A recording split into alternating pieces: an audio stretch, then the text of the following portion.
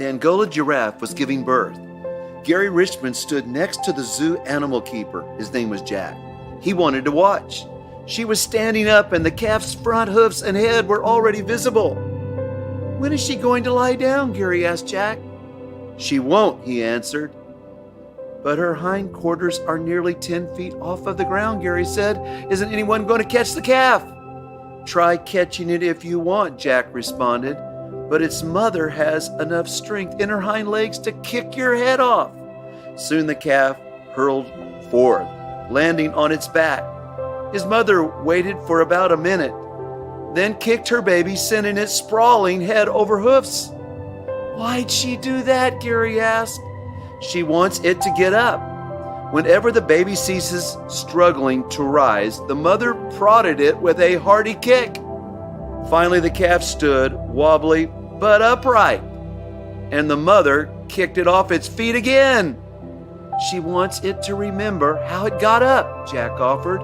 "In the wild, if it didn't quickly follow the herd, predators would pick it off." You know, trials come to everyone. Just ask the baby giraffe. What we do when kicked will determine what we receive in the future. A trial is any difficulty in life that threatens our faithfulness to Christ. If you are going through a family crisis, a marriage mess, a physical struggle, or even a financial storm, you know what the feeling is of being kicked. I have 2 words of advice for you. Get up!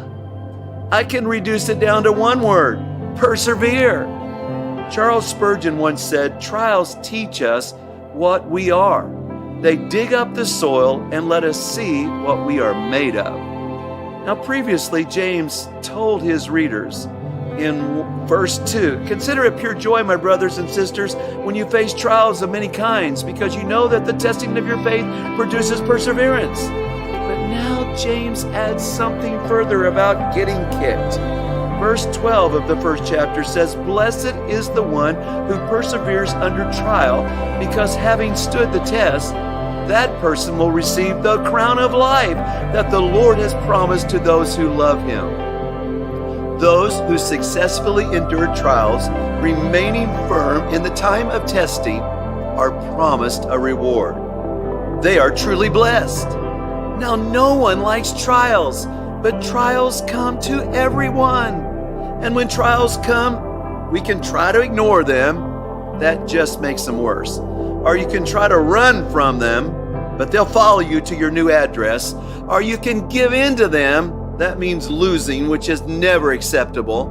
Or you can get up and persevere, remaining firm in the midst of them. A gem cannot be polished without friction, nor a man perfected without trials. Hebrews 10:35 says, "So do not throw away your confidence. It'll be richly rewarded."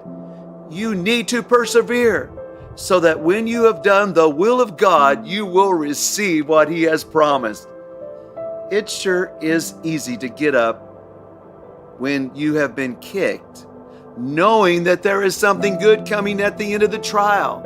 In school, when you passed the test, you were rewarded with a passing grade, and eventually, passing test meant you graduated to the next grade. In life, when you pass the test of life, you will graduate. You will receive something better than an A+. You will receive the crown of life that the Lord has promised to those who love Him. Douglas Moo, in his letter to James, states, "The word crown conveys to most of us a gem-studded headpiece worn by kings and queens. But people in the Greco-Roman world would probably have thought more of a laurel wreath given to victors in athletic contests." Paul stated in 1 Corinthians 9:25, "Everyone who competes in the games goes into strict training. They do it to get a crown that will not last, but we do it to get a crown that will last forever." Corrie ten Boom once said, "Although the threads of my life have often seemed knotted, I know by faith that on the other side of the embroidery, there is a crown." So when you get dropped 10 feet and you get kicked, get up. It all boils down to the wise words found in the children's book called We're Going on a Bear Hunt. They set out on a venture. That's the reality of life, but it's scary and hard at times. Long grass, deep river, mud, a dark forest, into a deep cave. Then Poppy says, we can't go over it. We can't go under it. Oh no, we've got to go through it. So go through it. Get up.